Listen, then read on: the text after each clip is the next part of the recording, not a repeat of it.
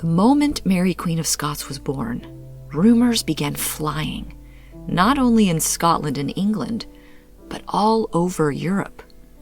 Speculation began about her health, her gender, her name, and everything in between.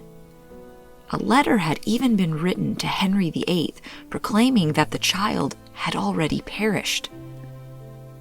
Before her birth, Mary's mother had received a visit from her husband, James V, at Linlithgow Palace, after he had been told that the Scots had been dealt a crushing defeat by the English at the Battle of Solway Moss. He was sick and on the brink of a nervous collapse. He was desperate for an heir, but too overcome to stay for the child's arrival. So he left for Falkland Palace. Mary's parents had just had 2 very small children die within days of each other, just 20 months earlier. Both sons, both heirs to the throne of Scotland.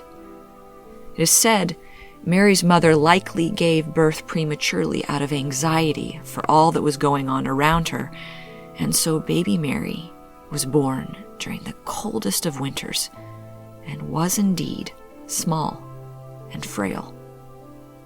As soon as Mary was strong enough, she was taken in the arms of her nursemaid mere steps away to St. Michael's Church to be baptized and confirmed.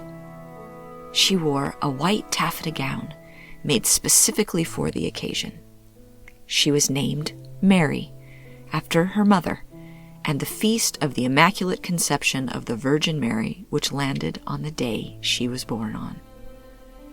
The faith that tiny Mary was baptized into on that cold December day in 1542 would end up being something that would rally people towards her, push people to hate her and demonize her, and would be the one thing she held dearest to when all else had failed at the end of her life.